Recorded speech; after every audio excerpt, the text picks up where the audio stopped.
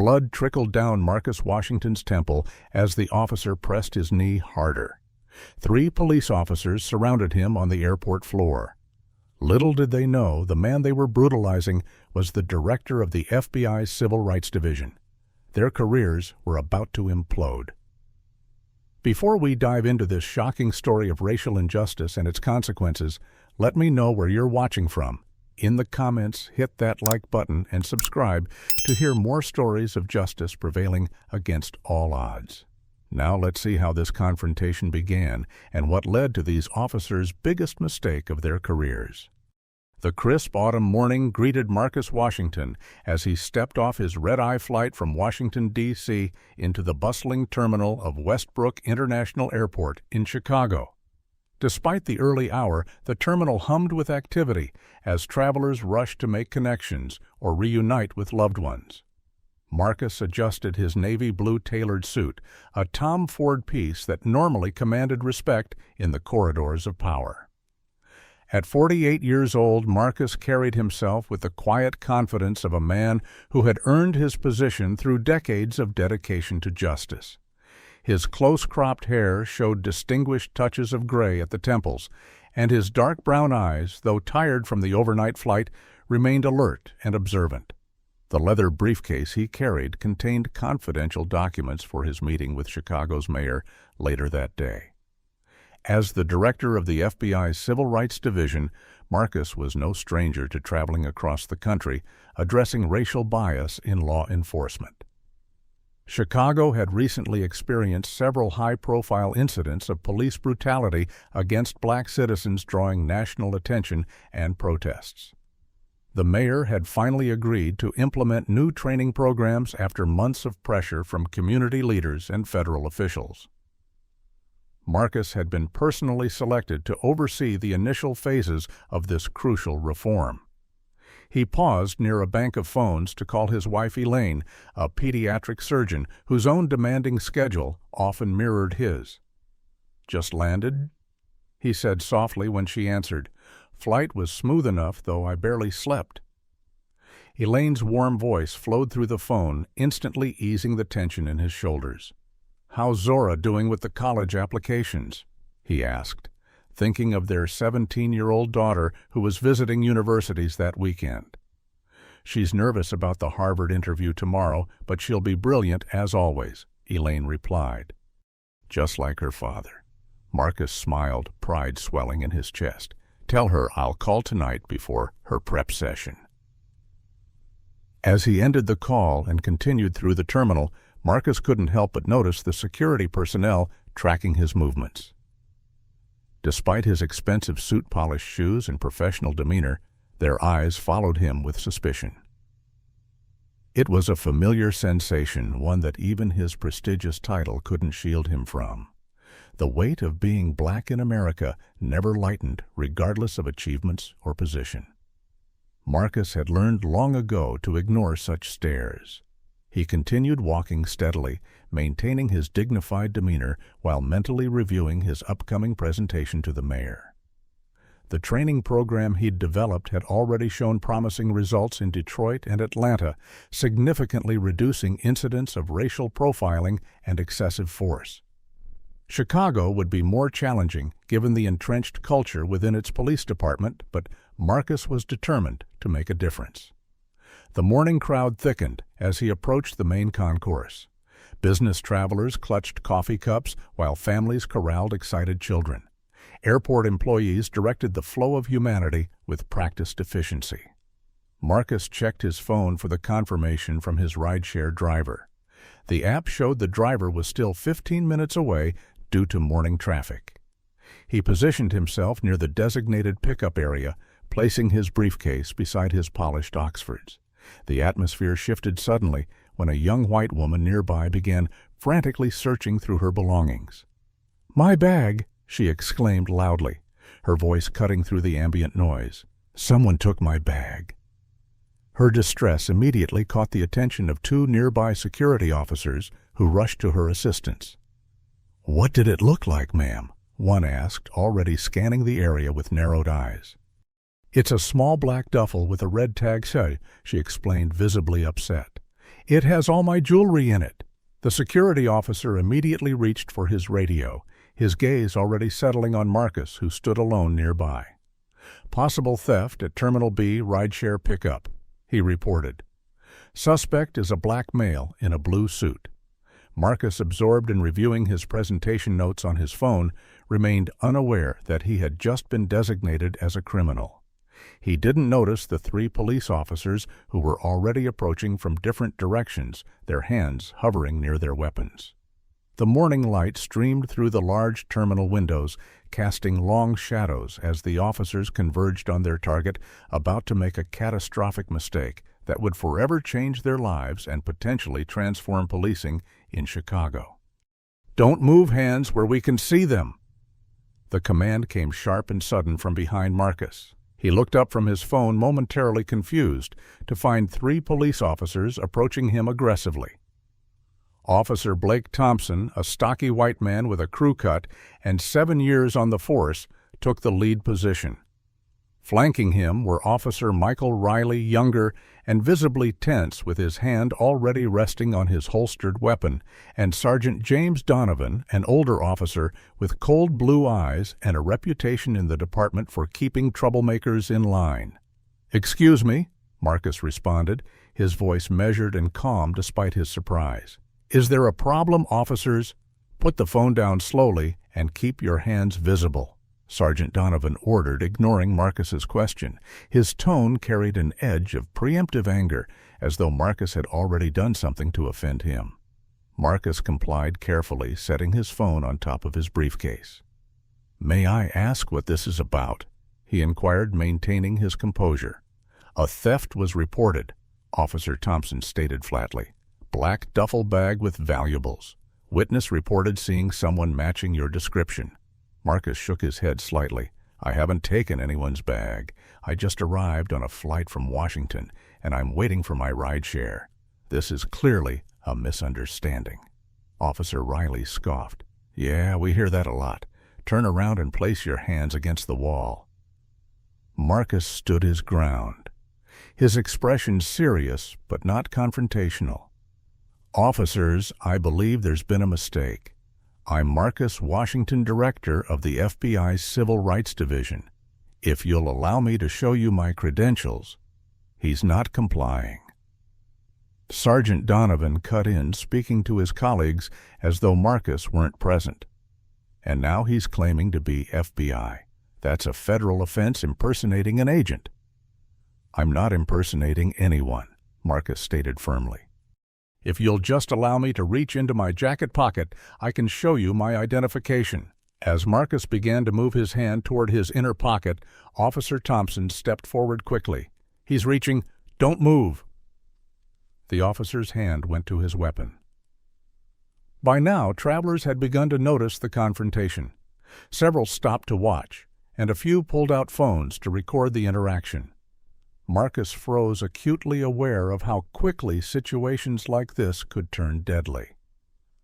"I'm just trying to show you my credentials," he explained, his voice still steady despite the adrenaline now coursing through his system. "My FBI identification is in my inner jacket pocket." "Yeah, right," Sergeant Donovan muttered, just loud enough for Marcus to hear.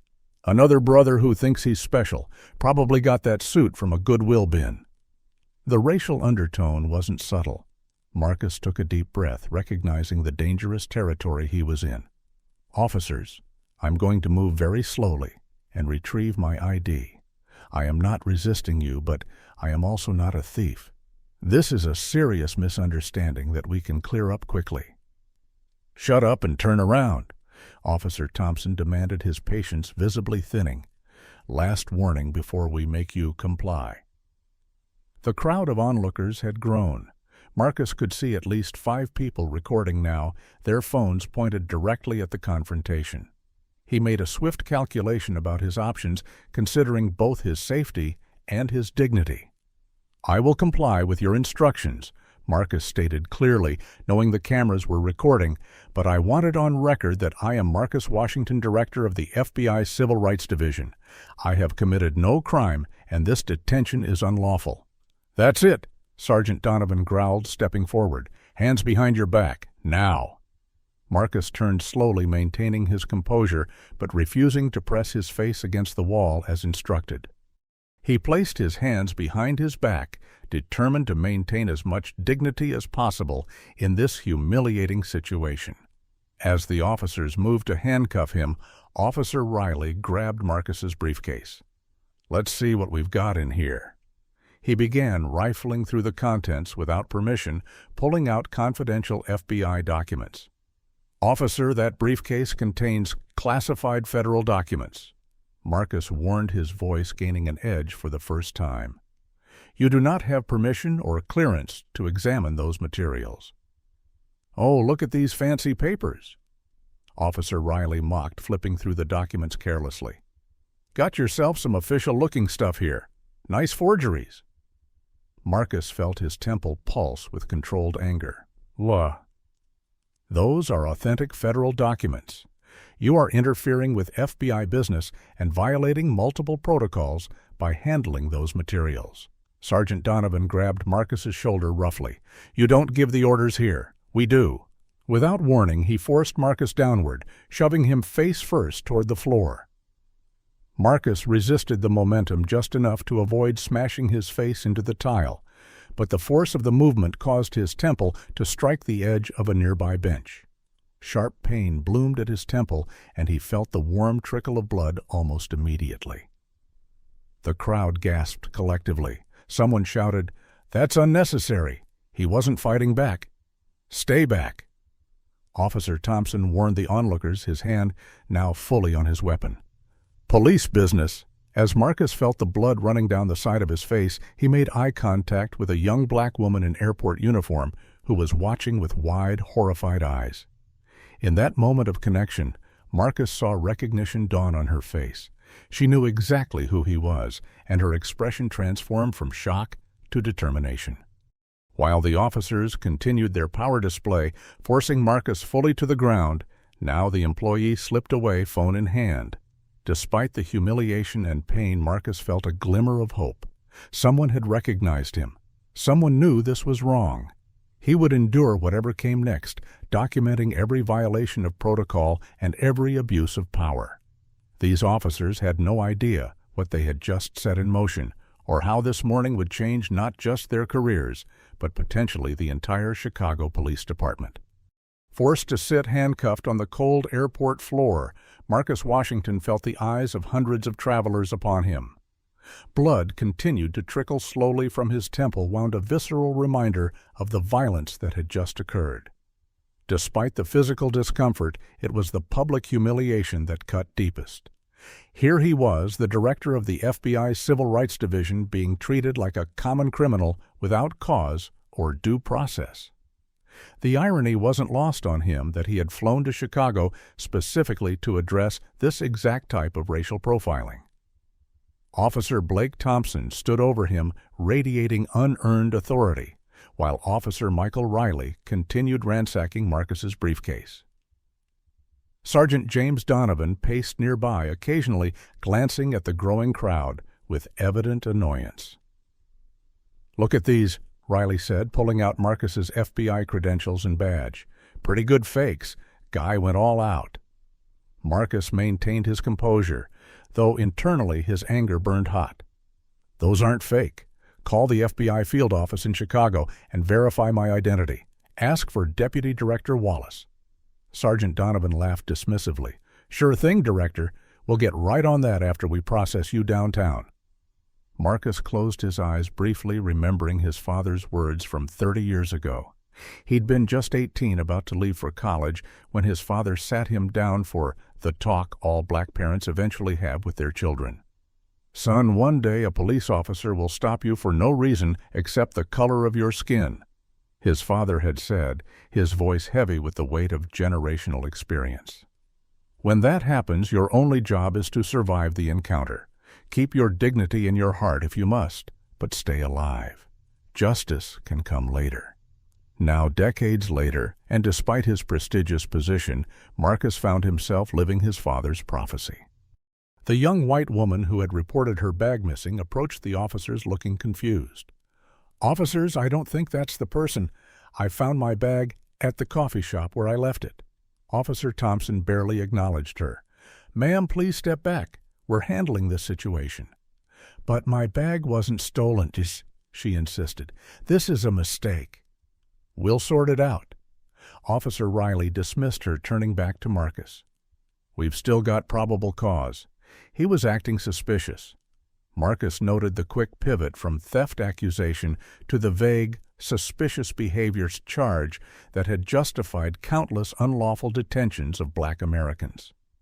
He remained silent now, carefully observing badge numbers, names, and actions. This incident would soon become evidence in his ongoing work, though not in the way these officers could possibly imagine. The young Black airport employee who had recognized Marcus earlier was now speaking urgently to an older white woman in a higher-ranking airport uniform. They both looked in his direction with concerned expressions. Marcus made brief eye contact with them, giving an almost imperceptible nod. Help was coming, but he needed to remain calm and collected. "We should take him to the station," Sergeant Donovan suggested to his colleagues, just loudly enough for Marcus to hear. "Book him for resisting impersonating a federal officer, maybe even assault, if one of us got scratched in the scuffle." Officer Thompson looked less certain now. "What about his ID? Shouldn't we check it out first?" Donovan shot him a silencing glare. "You going soft, Thompson, guys? Obviously a con artist. Probably has warrants out, too." Marcus cataloged this exchange carefully in his memory. The clear intent to manufacture charges would be damning in the investigation that would surely follow. Officer Riley emptied Marcus's pockets onto the floor wallet keys. Phone handkerchief business cards. Each item, selected with care that morning as part of his professional appearance, now scattered on the dirty airport floor like discarded trash. The symbolic stripping of his dignity was not subtle. As he sat there, Marcus made eye contact with several onlookers who continued filming. Their documentation would prove invaluable later. He also noted which travelers looked away uncomfortably unwilling to witness the injustice unfolding before them. What would you do if you witnessed racial profiling like this? Would you stand by silently, or would you speak up? Comment number 1, if you believe bystanders should intervene when they see injustice happening. Hit the like button if you think recording incidents like this is essential for accountability. And if you're wondering what happens when officers realize they've made a terrible mistake, subscribe now as we continue Marcus's fight for justice and dignity. Can a single incident of racial profiling change an entire police department? How will these officers react when they discover they've handcuffed and humiliated one of the most powerful men in federal law enforcement? What would you do if you were in Marcus's position? Fight back or strategically submit? The next part of our story reveals how quickly power dynamics can shift when truth comes to light. A commanding female voice cut through the tense atmosphere of the terminal. "What exactly is going on here?" Airport Police Captain Lisa Rodriguez strode purposefully toward the scene, her uniform crisp and her expression severe. The young Black employee who had recognized Marcus followed close behind, her face a mixture of concern and vindication. Captain Rodriguez surveyed the situation with increasing alarm, a well-dressed Black man sitting handcuffed on the floor with blood on his face, 3 officers standing over him, and a scattered collection of professional items on the ground. Her eyes narrowed as she focused on Marcus's face, recognition dawning in her expression. "Officers, release this man immediately," she ordered, her tone leaving no room for argument. Officer Thompson hesitated. "Captain, we've detained a suspect in a theft." "That's not a suspect," Captain Rodriguez interrupted sharply. "That's Marcus Washington, director of the FBI's Civil Rights Division. I met him last month at the National Law Enforcement Conference in Atlanta." Sergeant Donovan's face remained impassive, but a slight tick in his jaw betrayed his sudden unease. "Captain, he couldn't provide proper identification." "Because you wouldn't let me access it." Marcus stated calmly, making eye contact with Captain Rodriguez. "And when I attempted to inform your officers of my identity, they accused me of impersonating a federal agent." Officer Riley, still holding Marcus's FBI credentials, now looked at them with dawning horror rather than dismissive disbelief. The gold badge and official identification card suddenly seemed to burn in his hands. These look real," he stammered, his previous cockiness evaporating. "They are real," Captain Rodriguez confirmed icily. "And you three have just assaulted, falsely imprisoned, and publicly humiliated the director of the FBI division that investigates civil rights violations by police officers. Uncuff him. Now." The atmosphere shifted dramatically as Officer Thompson fumbled with the keys to the handcuffs. The crowd of onlookers, which had grown considerably, murmured in shock as they realized what they were witnessing. Several continued filming, capturing the officers' changing demeanor as the truth of their situation became clear. As the handcuffs released, Marcus rose slowly to his feet, maintaining the dignity that the officers had tried so hard to strip from him. Despite the blood on his temple and the public humiliation he had endured, he straightened his suit jacket and stood tall, every inch the federal director he was. "Sir, I am so sorry," Captain Rodriguez said, her voice sincere. "This is completely unacceptable. Do you need medical attention for your injury?" Marcus touched his temple lightly, noting the blood on his fingertips. "I'll address that shortly," he replied calmly. He knelt down to gather his scattered belongings deliberately, refusing the officer's sudden attempts to help.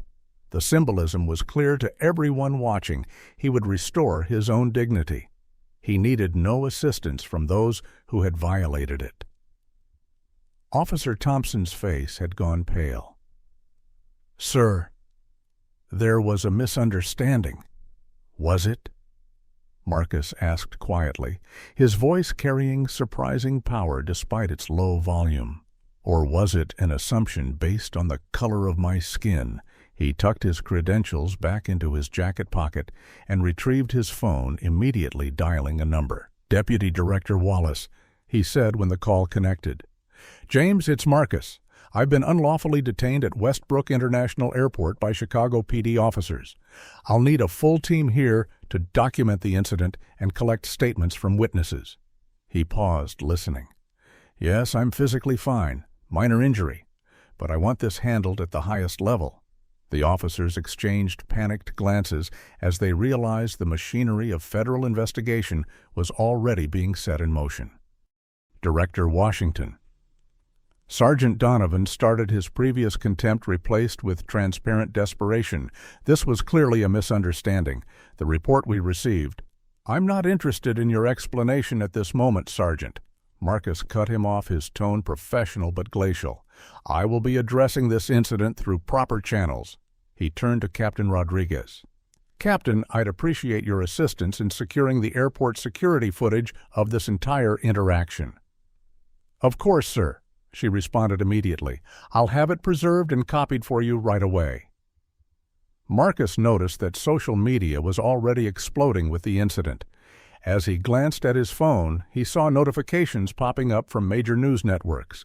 The videos had gone viral almost instantly, with headlines already forming: "FBI Director racially profiled and assaulted at Chicago Airport." "This incident will now be incorporated into my meeting with Mayor Wilson this afternoon." Marcus informed Captain Rodriguez loud enough for the officers to hear. What was scheduled as a discussion about implementing new training protocols has just become a case study in why they're desperately needed. The young airport employee who had recognized him and alerted Captain Rodriguez approached cautiously. "Director Washington, she said, I'm Shanice Taylor. I attended your lecture at Northwestern last year about civil rights enforcement. I'm so sorry this happened." Marcus gave her a genuine smile. "Ms. Taylor, thank you for your quick action. You demonstrated exactly the type of moral courage we need more of in this country." As the crowd began to disperse and Captain Rodriguez led the three officers away, for immediate administrative processing. Marcus stood in the terminal, disheveled but unbowed. The power dynamic had completely reversed. The officers who had wielded their authority so carelessly minutes before now faced career-ending consequences. And Marcus, despite the indignity he had suffered, recognized that this incident might accomplish more for his cause than dozens of planned meetings and presentations.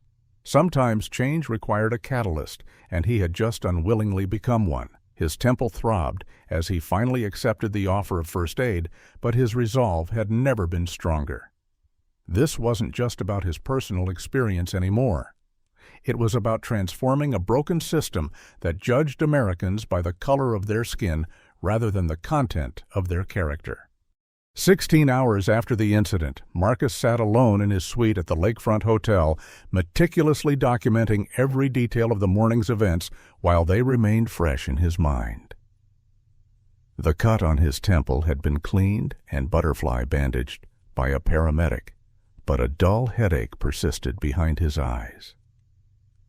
Outside his window, Chicago's skyline glittered against the night sky, beautiful and indifferent to the turmoil that had engulfed the city's law enforcement community since the videos hit social media. His phone hadn't stopped ringing since he checked into the hotel. FBI Director Patricia Hamilton had called personally to express her outrage and support. "This is exactly why your division exists, Marcus," she'd said firmly.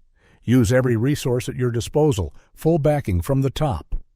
The Attorney General followed shortly after, his normally measured tone replaced with genuine anger. "The President has been briefed," he informed Marcus. "There will be no political interference with whatever action you deem appropriate."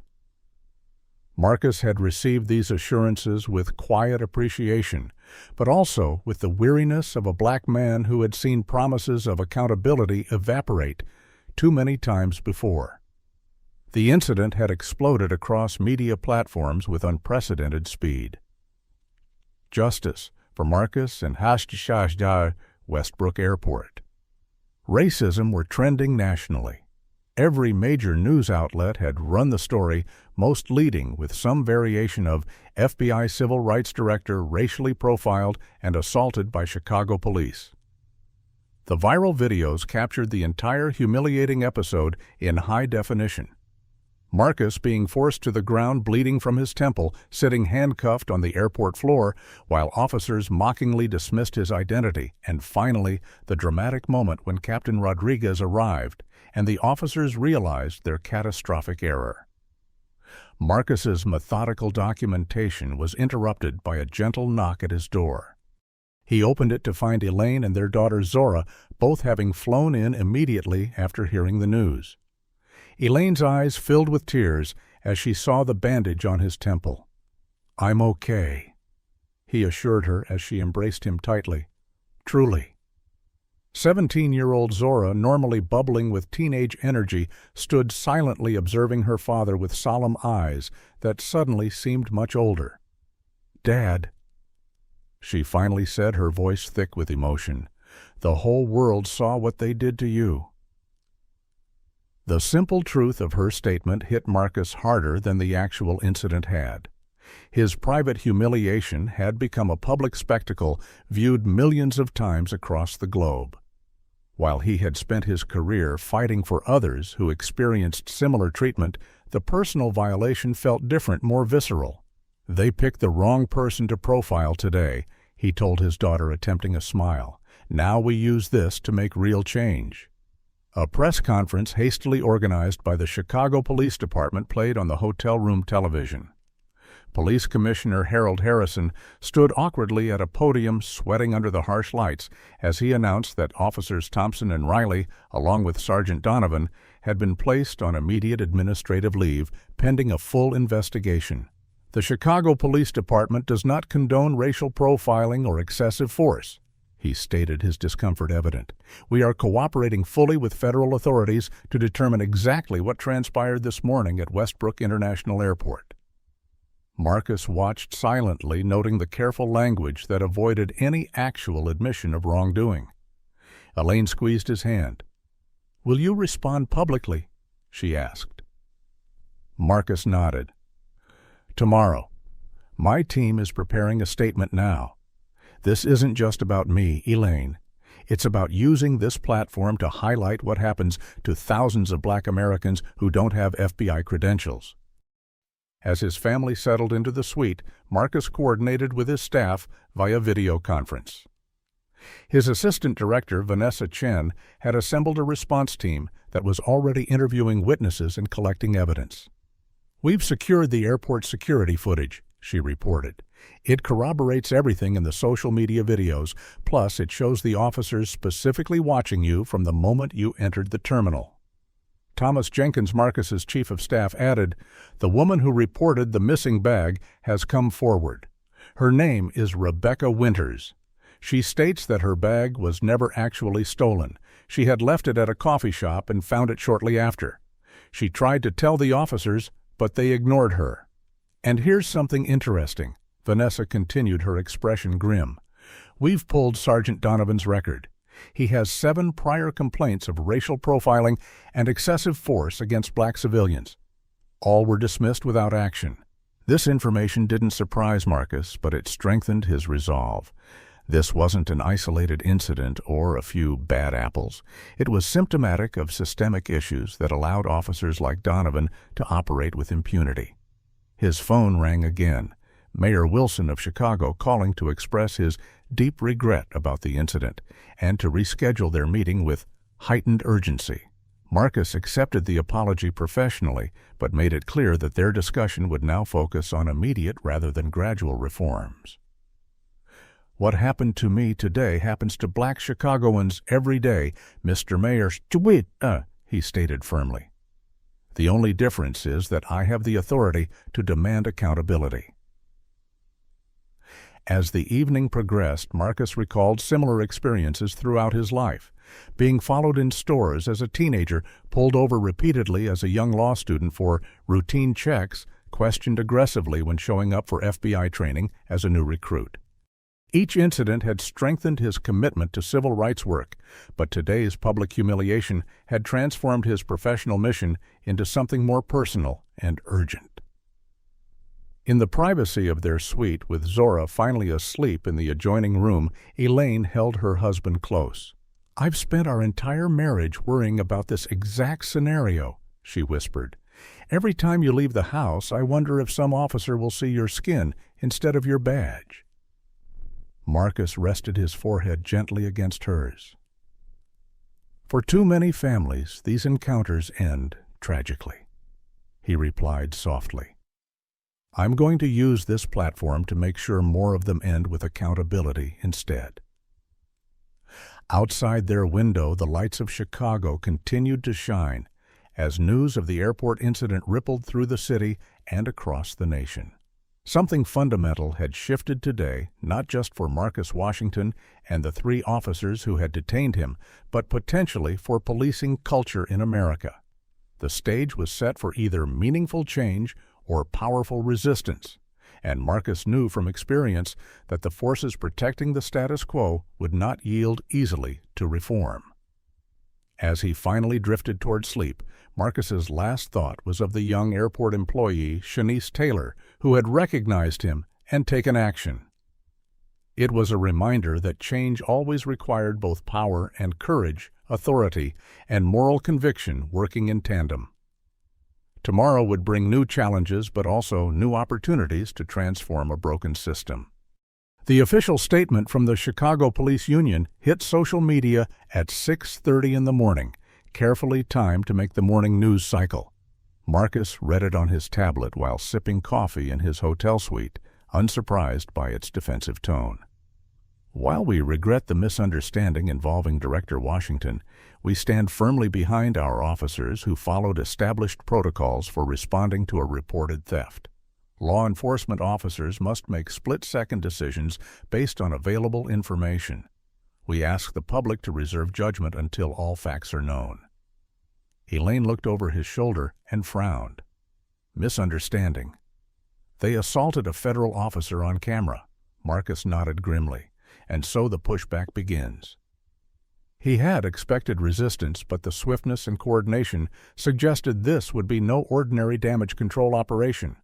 By 8 o'clock, Marcus's phone was flooding with alerts about an interview Sergeant James Donovan had given to Real Talk America, a right-wing news channel known for its pro-police stance. The sergeant, speaking without department authorization, portrayed himself as a victim of political correctness. "I've served this city for 22 years, Ante," Donovan said, his expression a practiced mask of righteous indignation. "Now I'm being crucified for doing my job because someone got their feelings hurt. We had a theft report and a suspect description. We responded according to procedure. If Director Washington had simply complied, instead of arguing, the situation would have resolved quickly without incident." The interview cut to the host, who added, "Sources within the department tell us Director Washington was immediately confrontational and uncooperative, despite clear instructions from officers." Marcus turned off the television, his expression unreadable. "They're rewriting history already," he remarked to Elaine. "Good thing we have multiple videos showing exactly what happened." And within hours, the online harassment began. Marcus's public FBI email address received hundreds of threatening messages. His daughter Zora discovered that her social media accounts had been flooded with racist comments from police supporters. The family's home address in Washington, D.C. had been posted on several forums with thinly veiled suggestions that real patriots should pay a visit. The FBI's cybersecurity team immediately moved to scrub the personal information and provide additional protection for the Washington family residents. The backlash wasn't limited to anonymous online trolls. By midday, Marcus received a call from Senator William Graves of Illinois, a powerful figure on the Senate Judiciary Committee. "Director Washington," the senator began without preamble, "I understand you're upset about what happened at the airport. Anyone would be. But I'm calling to encourage a measured response. Law enforcement morale in this country is already at an all-time low. A very public battle with the Chicago PD won't serve anyone's interests." Marcus recognized the implicit pressure. "Senator, I appreciate your concern," he replied diplomatically. "However, my division's mandate is to investigate civil rights violations within law enforcement. What happened yesterday falls squarely within that purview." "There are larger considerations at play," the senator continued, "political realities, budgetary implications for your department. I'd hate to see your important work hindered by an overzealous pursuit of this one incident." The threat was clear if carefully worded. Marcus ended the call with professional courtesy, but no concessions. Even within the FBI, subtle resistance emerged. Deputy Director Carlton Reynolds, who headed the Organized Crime Division and had long viewed the Civil Rights Division as a political appendage rather than real FBI work, stopped by Marcus's temporary office at the Chicago field office. "Quite a show you're putting on Washington," he remarked casually. "Just be careful not to let this personal incident overshadow the Bureau's broader mission. We're all on the same team here." Marcus regarded his colleague coolly. "Our team is the American people, Reynolds. All of them, including those who don't receive equal protection under the law." Reynolds shrugged as he left. "Just saying there are agents who think you're making too much of this. Don't alienate your colleagues over one bad day." Meanwhile, Marcus's investigation team had made a disturbing discovery. Sergeant Donovan's personal emails, obtained through a warranted search of police department servers, revealed connections to Blue Guard, a private online forum for police officers with documented ties to white nationalist groups. Donovan had been an active participant in discussions about maintaining control in predominantly black neighborhoods through aggressive deterrence strategies. More damning still, he had posted just 3 weeks earlier about teaching respect to entitled minorities who think their education puts them above the law. The evidence suggested that Marcus's detention hadn't been a random case of mistaken identity, but potentially a deliberate targeting based on his race, regardless of his professional appearance. As these discoveries were being documented, the threats intensified. Marcus's hotel received a bomb threat, forcing a temporary evacuation and relocation to a secure FBI facility. Captain Rodriguez, who had intervened at the airport, reported that her home had been vandalized with the word "traitor" spray-painted across her garage door. The Chicago Police Department's Internal Affairs Division had technically begun an investigation, but initial reports suggested they were focusing more on procedural technicalities than on the officer's conduct itself. Their preliminary statement indicated they were examining whether proper notification protocols had been followed after detaining a federal officer conspicuously avoiding the issues of racial profiling and excessive force.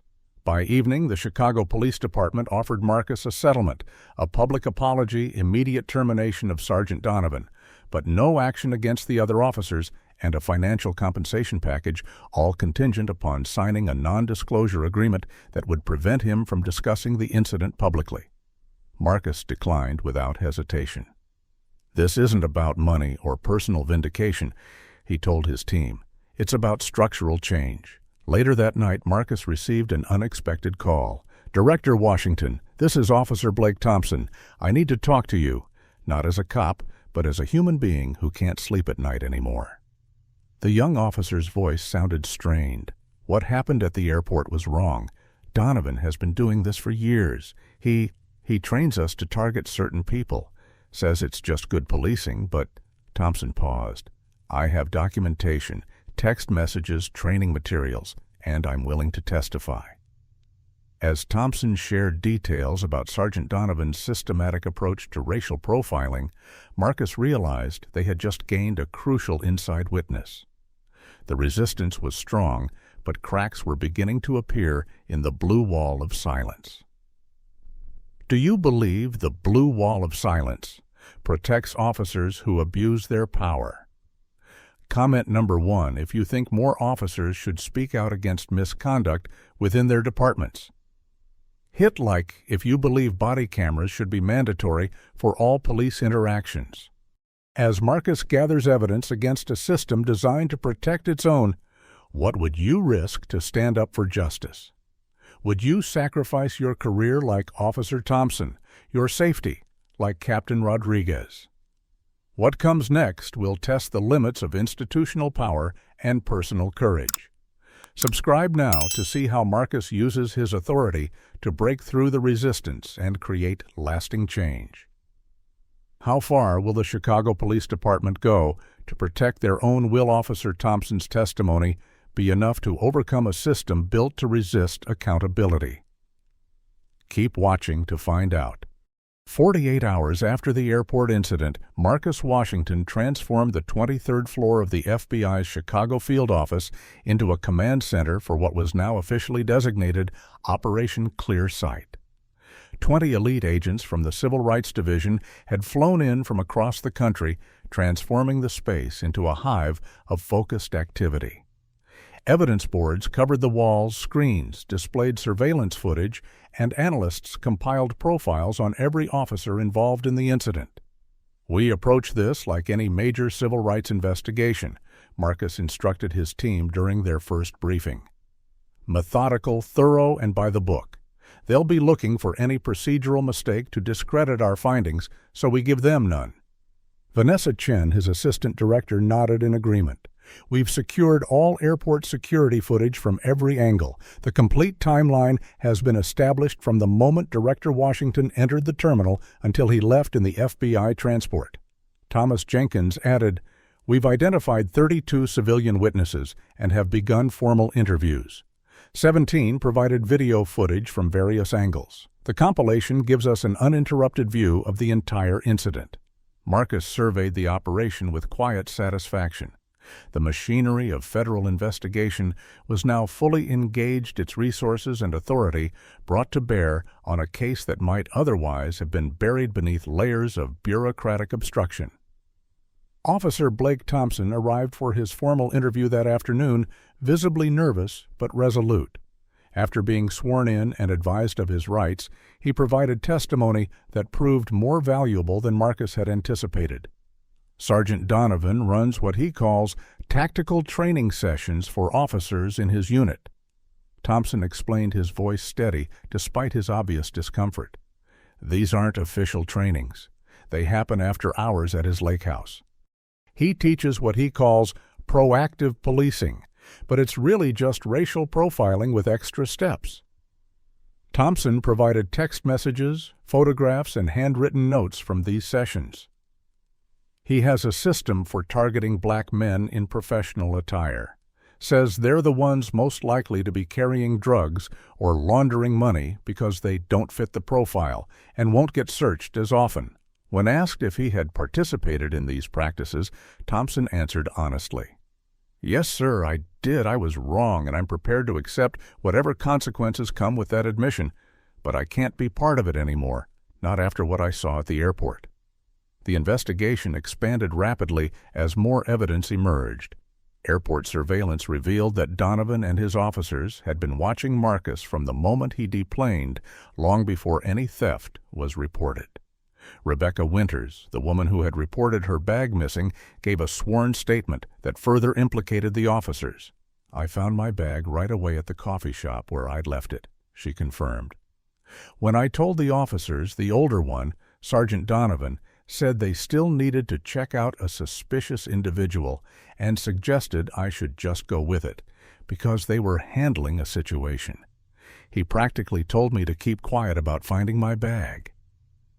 Perhaps most damning was the discovery of a text message Donovan had sent to Officer Riley just minutes before they approached Marcus. "Got a suit and tie type at rideshare pickup. Let's run the usual." This single message undermined the entire narrative of responding to a reported theft. The usual, so as Thompson explained in his testimony, referred to Donovan's preferred method of manufacturing probable cause to detain well-dressed black men. As the investigation progressed, Marcus conducted a powerful interview with National Evening News, the country's most watched news program. Sitting across from veteran anchor Catherine Bell, his temple still showing signs of the injury, Marcus spoke with measured intensity about the broader implications of his experience. "What happened to me happens to black Americans every day," he stated. "The only difference is that I have the authority to demand accountability. Most victims of racial profiling don't have an FBI badge to protect them after the fact." When Bell asked if he worried about appearing biased due to his personal involvement, Marcus shook his head. "This incident doesn't make me biased. It makes me informed. I've spent my career investigating civil rights violations. Now I've experienced firsthand what thousands of citizens face regularly. That doesn't compromise my objectivity. It enhances my understanding of the issue." The interview resonated across the country, drawing both support and criticism. Hashtags supporting Marcus trended alongside those defending the police. The polarization was predictable but discouraging. Meanwhile, resistance to the investigation intensified. Witnesses reported being approached by people claiming to be concerned citizens who suggested they reconsider their statements. Marcus's team traced several of these intimidation attempts directly back to officers in Donovan's unit. More seriously, Officer Riley was caught attempting to delete text messages and emails after receiving the preservation order. This obstruction of justice added another potential charge to the growing list. The investigation uncovered a particularly disturbing practice within Donovan's unit, a point system for arrests of minorities. Officers received unofficial recognition and perks based on their productivity in targeting specific demographics. Higher points were awarded for arrests of unexpected profiles, well-dressed minorities in upscale areas, or driving expensive cars. This gamification of racial profiling had been documented in Donovan's personal notes and corroborated by Thompson's testimony. While the investigation progressed, Marcus faced a personal dilemma. FBI Director Hamilton called with news of a potential promotion. "The President's office has been discussing elevating you to Deputy Director of the entire Bureau," she informed him. "It would mean stepping away from the Civil Rights Division, but your influence would extend across all FBI operations." The timing of the offer wasn't lost on Marcus. Is this coming from the administration or from those who'd prefer I step back from this investigation? Hamilton's pause told him everything. Both probably. Politics is always complicated, Marcus, but the offer is genuine and you've earned it. Marcus thanked her for the consideration, but was non-committal. A promotion would advance his career, but potentially derail the Chicago investigation at a critical juncture. The investigation expanded beyond Donovan's unit as patterns emerged suggesting departmental complicity. Captain Rodriguez, despite facing continued harassment, provided crucial internal documents showing that complaints against Donovan had been systematically buried or dismissed. There's a process for making these complaints disappear, she explained. They get reclassified as training opportunities or communication issues instead of misconduct. Nothing goes on the officer's permanent record. As Marcus's team prepared to present their preliminary findings to the Department of Justice, they made a breakthrough discovery. Emails between Police Commissioner Harrison and the head of Internal Affairs revealed explicit instructions to minimize exposure related to Donovan's activities dating back 3 years. The commissioner had been aware of problematic patterns but had chosen protection over accountability. The scope of the investigation now encompassed not just the airport incident in Donovan's unit, but potentially the entire departmental culture that enabled such behavior. 7 days after the airport incident, Marcus stood in the FBI briefing room, surrounded by evidence of systematic civil rights violations. What had begun as a personal humiliation had revealed an entrenched culture of racial profiling cover-ups and institutional protection of problematic officers. The press conference scheduled for the following morning would shake the foundation of one of America's largest police departments. As Marcus reviewed his presentation one final time, he received word that Commissioner Harrison had requested an urgent private meeting. He says he has information that will put this matter in proper context, his assistant reported. Marcus agreed to the meeting, curious what last-minute narrative the commissioner hoped to establish. The stage was set for a confrontation between federal authority and local police power, with the eyes of the nation watching to see which would prevail. The conference room on the top floor of Chicago's federal building offered a panoramic view of the city, but neither man was admiring the scenery. Police Commissioner Harold Harrison sat rigidly across the polished table from Marcus, flanked by the department's legal counsel. Marcus had brought only Thomas Jenkins to the meeting, a deliberate choice to keep the interaction focused and documented. Director Washington. Harrison began, his tone carefully modulated between authority and conciliation. I appreciate you taking this meeting before tomorrow's press conference. I believe we have an opportunity to resolve this situation in a manner beneficial to all parties. Marcus remained expressionless. I'm listening, Commissioner. Harrison slid a folder across the table. A proposed resolution. The department acknowledges the unfortunate incident at the airport and offers a formal apology. Sergeant Donovan will be terminated immediately. Officers Riley and Thompson will receive suspensions and mandatory retraining. Additionally, we're prepared to implement a review of our detention protocols and bias training. Marcus didn't touch the folder. And in return, the legal counsel interjected smoothly.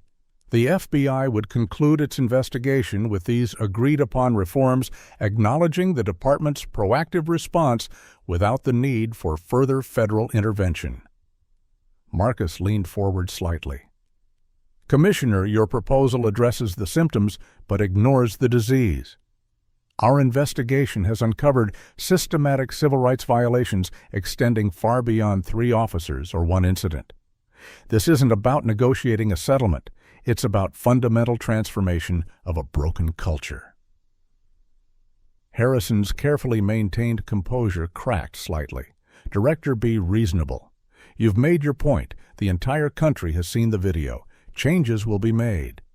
But dragging an entire police department through the mud over the actions of a few bad officers serves no one. A few bad officers, Marcus repeated his voice, remaining calm despite the rising tension. "Our evidence suggests otherwise, Commissioner. We've documented departmental policies that enable profiling. We've uncovered your personal emails directing internal affairs to bury complaints against Donovan. This isn't about bad apples. It's about the orchard that produces them."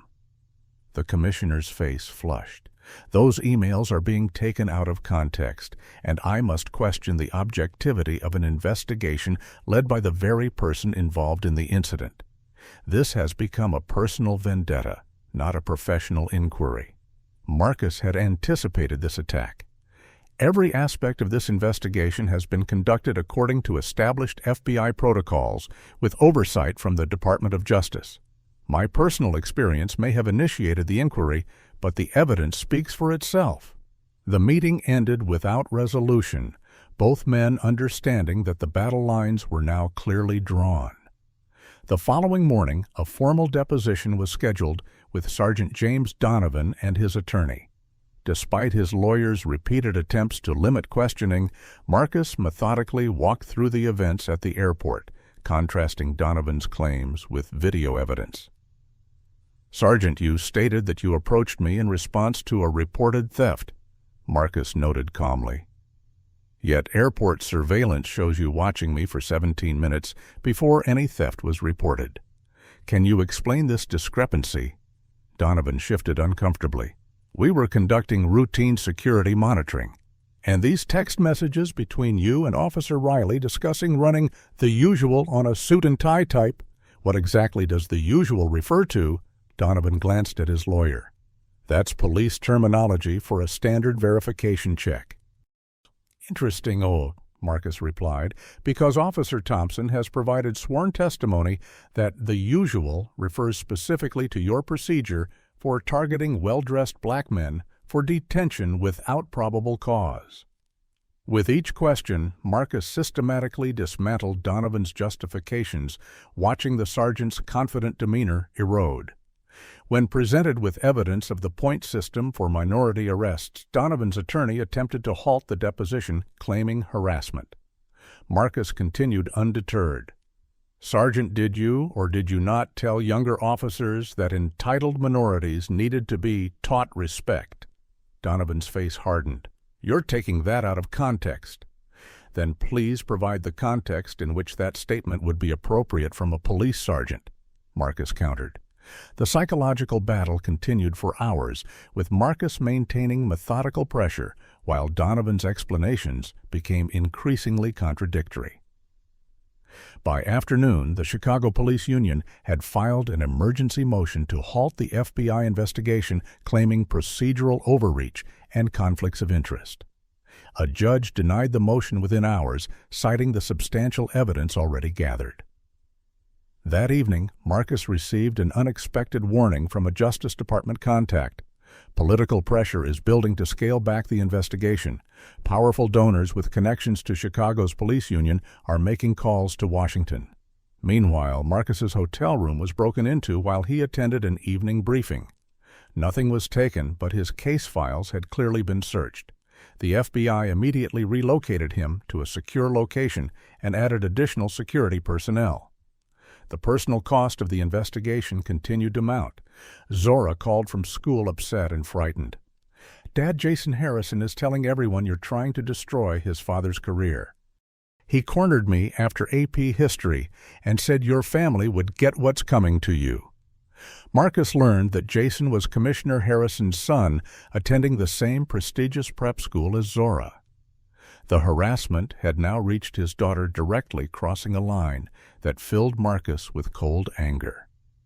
The following morning, Chicago's largest newspaper ran a front-page story questioning Marcus's objectivity. The article cited anonymous department sources, claiming Marcus had a history of targeting police departments for political gain. The smear campaign was gaining momentum, attempting to transform the victim into the aggressor. Undeterred, Marcus scheduled a public hearing where victims of similar profiling could testify about their experiences. The hearing room was filled to capacity as dozens of black Chicagoans shared stories of humiliation, fear, and helplessness at the hands of police. A respected neurosurgeon described being forced to lie face down on the pavement outside his own home. A law professor recounted being handcuffed in front of his children because he matched a description.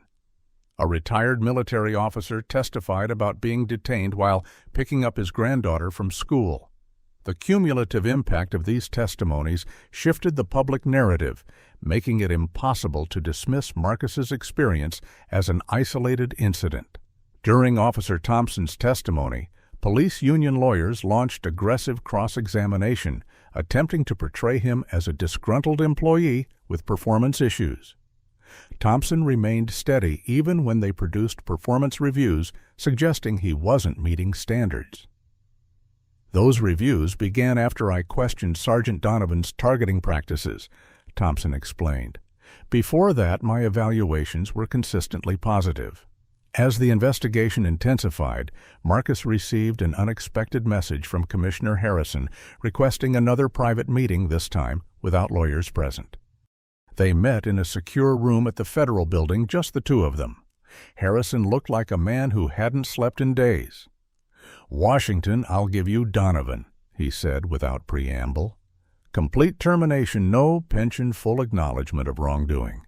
In exchange, you focus your investigation on him and his immediate unit, not the entire department leadership." Marcus studied the commissioner thoughtfully. "Why protect the system, Harrison? You could be part of meaningful reform instead of another obstacle to it." Harrison laughed bitterly. "You don't understand the reality of running a department this size. The politics, the union, the daily compromises required to keep this city functioning. Donovan went too far, I acknowledge that. But if you tear down the entire command structure, what happens to public safety tomorrow?" "Perhaps it improves, Marcus suggested quietly, when officers no longer believe they can abuse citizens with impunity. Their philosophical divide was unbridgeable. As Marcus left the meeting, he felt the weight of the commissioner's warning, "You're making powerful enemies, Washington. This won't end with a tidy report and recommendations." The threat would have been concerning if Marcus hadn't already committed himself fully to this fight. The following day, as Marcus prepared for a critical press conference, a bombshell revelation changed everything. Forensic examination of Commissioner Harrison's personal devices revealed family connections between Harrison and Donovan that had never been disclosed. They were cousins by marriage, explaining the years of protection and buried complaints. Furthermore, both men belonged to an investment group that owned security companies contracting with the city, companies that benefited from aggressive policing in certain neighborhoods. The conflict of interest was flagrant and damning. As Marcus stood at the podium facing a room packed with journalists, the power dynamic had shifted decisively. Behind him stood the Attorney General of the United States, signaling the full weight of federal authority. "Today," Marcus began, his voice steady and resolute, "we are announcing a comprehensive Department of Justice investigation into systematic civil rights violations within the Chicago Police Department." The confrontation had reached its climax with national implications that would extend far beyond one airport incident or one police department. The reckoning that Marcus had long fought for was finally at hand. 6 months after the airport incident, Marcus Washington stood in the Rose Garden of the White House as the President signed the Law Enforcement Accountability and Professional Standards Act. The comprehensive legislation accelerated through Congress following the Chicago investigation, established new federal standards for police conduct, and created robust enforcement mechanisms for civil rights violations. Marcus's personal ordeal had catalyzed what years of advocacy had failed to achieve. The journey to this moment had been neither quick nor easy. The Department of Justice investigation into the Chicago Police Department had revealed patterns of misconduct far more extensive than even Marcus had anticipated. 37 officers ultimately faced disciplinary action. Sergeant James Donovan and Officer Michael Riley were terminated and charged with civil rights violations, false imprisonment, and filing fraudulent reports. Donovan received a 5-year prison sentence while Riley accepted a plea deal in exchange for testimony against higher-ranking officers. Officer Blake Thompson's courage in coming forward earned him immunity and a new role in the department's Reform Training Division. His testimony proved crucial in documenting the systematic nature of the profiling practices. Police Commissioner Harold Harrison resigned in disgrace following the revelation of his familial connection to Donovan and their shared financial interests. The conflict of interest investigation expanded to include multiple city officials who had protected the department from oversight. Captain Lisa Rodriguez, who had intervened at the airport that fateful morning, was appointed as interim police commissioner with a mandate to implement sweeping reforms. She established the nation's first anti-bias division within the department dedicated to monitoring and preventing discriminatory policing practices. The airport incident itself became required viewing in FBI training programs and police academies nationwide. The surveillance and cell phone videos provided a powerful case study in how quickly routine interactions could escalate through bias and assumption. For Marcus, the professional victory came with personal costs. His family had endured months of harassment and threats requiring security details and careful monitoring of Zora's school environment. The strain had tested his marriage, though ultimately strengthened his bond with Elaine as they weathered the storm together. "This was never just about what happened to me," Marcus told the assembled press after the bill signing. "It was about creating accountability for what happens to thousands of Americans who don't have badges or platforms. Today represents progress, but our work continues." The following week, Marcus returned to Westbrook International Airport for the first time since the incident. He walked through the same terminal past the spot where he had been forced to the ground and handcuffed. The memory no longer carried the sharp sting of humiliation, replaced instead by a sense of purpose fulfilled. As he passed the coffee shop near the rideshare pickup area, a young woman approached him. "Director Washington." It was Shanice Taylor, the airport employee who had recognized him that day and alerted Captain Rodriguez. "Ms. Taylor," Marcus greeted her warmly. "It's good to see you again." Shanice smiled proudly. "I wanted to thank you. After everything that happened, the airport authority created a new position focusing on equity in security protocols. They appointed me to lead it." Marcus nodded approvingly. "Sometimes change requires a catalyst. You showed remarkable courage that day." "I just did what was right," she replied simply. The hard part was standing up afterward when the pressure came. Marcus understood completely. The aftermath had tested everyone involved, separating those committed to justice from those committed to the status quo. 3 weeks later, Marcus testified before Congress about the need for systemic police reform. His measured yet passionate testimony silenced even the most skeptical committee members. "What happened at Westbrook Airport wasn't an aberration," he explained. "It was the predictable outcome of a system that prioritizes protection of its members over protection of citizens' rights. Reform isn't anti-police, it's pro-justice." The legislation he helped shape included mandatory body cameras, civilian review boards with actual authority, federal standards for use of force, and critically, the elimination of qualified immunity protections for officers who violated clearly established rights. As summer turned to fall, Marcus watched his daughter Zora prepare college applications. The events of the past year had shaped her goals and ambitions. "I've decided," she announced one evening. "I'm applying to law school after undergrad. I want to be a civil rights attorney." Marcus felt a complex mixture of pride and concern. The path she was choosing carried both purpose and burden. "It's not an easy road," he cautioned. "The victories are incremental, and the resistance is constant." Zora's expression was resolute. "I watched you stand up against an entire system, Dad, even when they attacked you personally. Even when they came after our family. You didn't back down because it was right.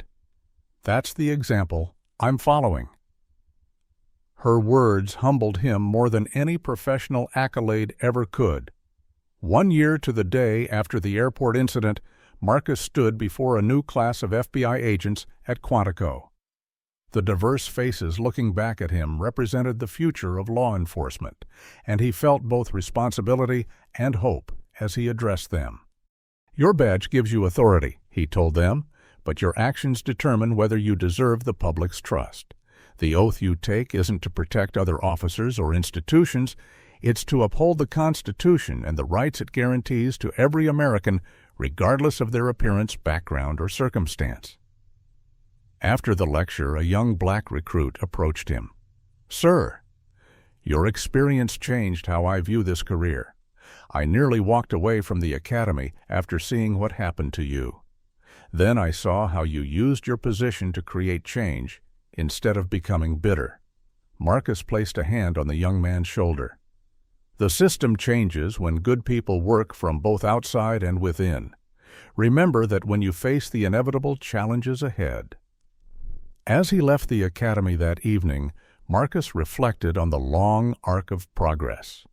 The airport incident had been just one moment in a lifelong commitment to justice, but its ripple effects continued to spread across the nation. Police departments were implementing new training protocols, courts were holding officers accountable, and most importantly, citizens were demanding better from those sworn to protect them. The work was far from complete, but meaningful change had begun. What changes do you think are most urgently needed in policing today? Comment below. With your thoughts on how we can ensure law enforcement treats everyone with dignity and respect. If this story moved you, please hit the like button and subscribe for more powerful narratives about justice and accountability. Share this video with someone who needs to understand the real impact of racial profiling and the importance of standing firm against injustice. Thank you for joining me on this journey through Marcus Washington's fight for change. Remember that justice requires vigilance from each of us every day in ways both large and small. Marcus Washington's story demonstrates how power privilege and racial bias intersect in American law enforcement. The incident reveals that racism doesn't discriminate based on status. Even a high-ranking FBI official wasn't immune to racial profiling. What makes this story powerful is how Marcus transformed personal humiliation into systemic change. Rather than seeking individual revenge, he leveraged his position to expose entrenched patterns of discrimination. The story teaches us several crucial lessons. First, accountability requires both institutional authority and moral courage. Without Officer Thompson's testimony or Captain Rodriguez's intervention, justice might have remained elusive despite Marcus's position. Second, resistance to change is often proportional to how necessary that change is. The backlash Marcus faced, from political pressure to personal threats, revealed how deeply the status quo was invested in preserving itself. Most importantly, the story shows that individual incidents of racism aren't isolated events, but symptoms of systemic problems. True justice requires addressing not just bad apples, but the cultural and institutional conditions that allow discrimination to flourish. Marcus's triumph wasn't just achieving consequences for 3 officers, but creating lasting structural reform that would protect countless citizens who don't have FBI badges to shield them after the fact. Has racial profiling touched your life or someone you know? Share your experience in the comments. Your story matters and helps others understand this isn't about isolated incidents, but a pattern affecting real people every day. If you believe everyone deserves equal treatment under the law, regardless of their skin color, hit that like button to stand with those fighting for justice. Subscribe to hear more powerful stories of courage against systemic discrimination, and share this video with someone who needs to understand what racial profiling really looks like and how it impacts even the most accomplished Black Americans. Thank you for listening to Marcus's journey. Remember that change happens when we refuse to accept injustice as normal, whether we're witnessing it or experiencing it firsthand. Together we can build a justice system that truly protects everyone equally.